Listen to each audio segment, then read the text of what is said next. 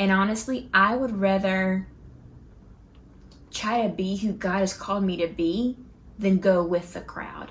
Because going with the crowd, it may seem like an easy gain, but in the long run, you're not really gaining anything.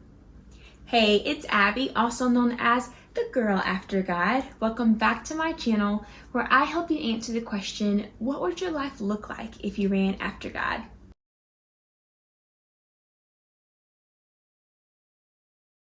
Today, we're going to be taking a deep dive in Romans chapter 12 and really discovering what is living a life being a living sacrifice. So, first things first, we are going to be taking a look at Romans chapter 12. We're going to be reading verses 1 and 2 and then verses 6 through 8.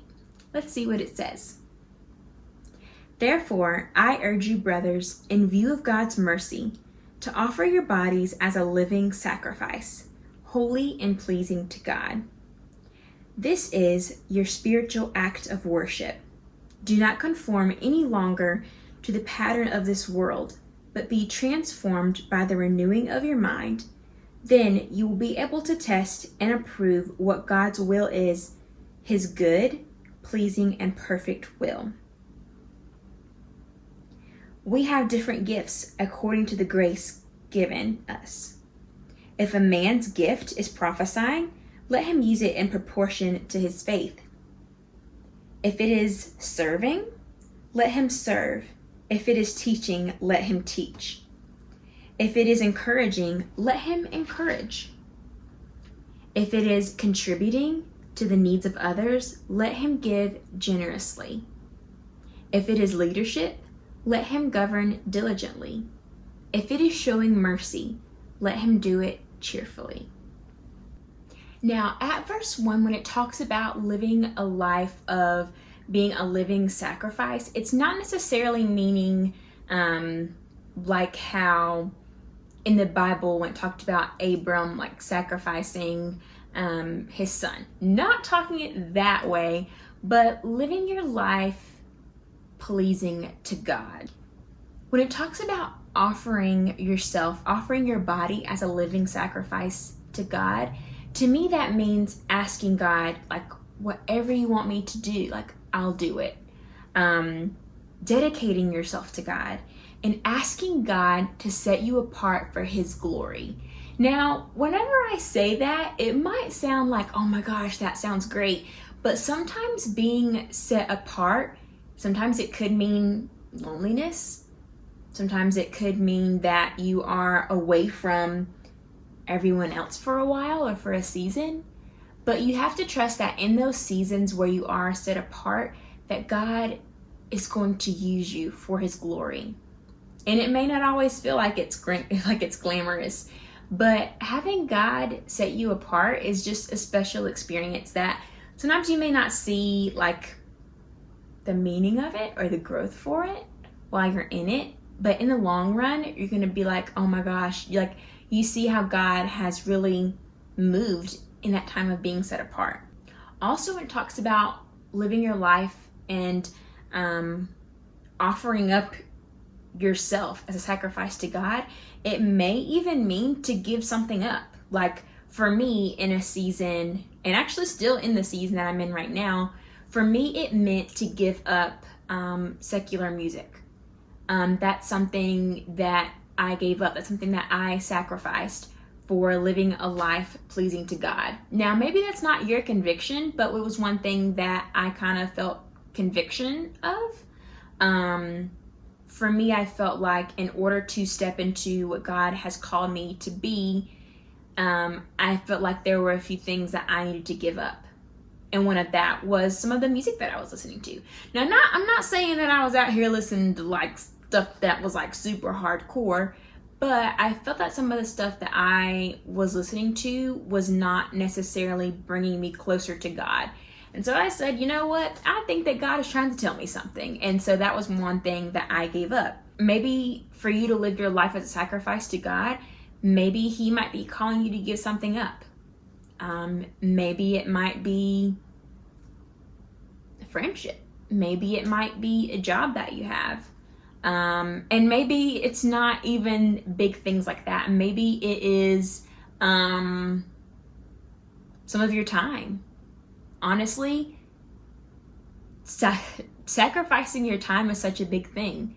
Maybe it means on Sundays you're going to get up and go to church. Or maybe you get up and you go to church already, but maybe God is telling you, you know what?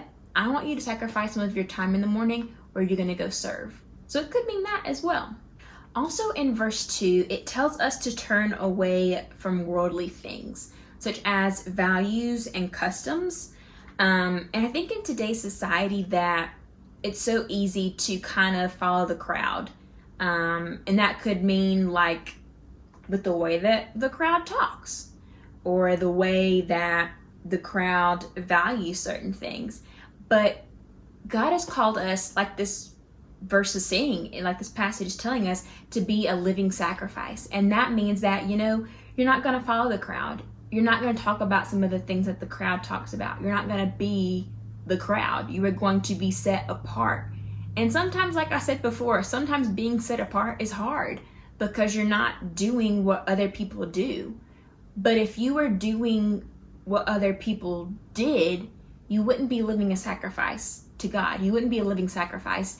And you honestly, most likely wouldn't be the person that God is calling you to be. And honestly, I would rather try to be who God has called me to be than go with the crowd. Because going with the crowd, it may seem like an easy gain, but in the long run, you're not really gaining anything. By being a living sacrifice, you are allowing God to transform you into who He has called you to be. And honestly, I would rather be that person 1000%. In verse 6, it talks about different gifts that you might have. If your gift is leadership, then to me, this verse was what I got from this verse is you may not always have to use this leadership gift like in ministry per se, but it might mean in whatever leadership role that you have. Do it to the best of your capability, and also seek God for being a better leader. Let Him tell you, how do you lead these people? How do you talk to them? How do you care for them? How would God want you to lead them to the best of your capability? So if it's being a teacher, then ask God to help you be the best teacher you can be. And then also, I feel like it's important to also use those gifts for the glory of God. And like I said, it may not always mean being in ministry, but for some of you, it might mean if you're a good teacher, that maybe you volunteer, with your local church's like kids ministry.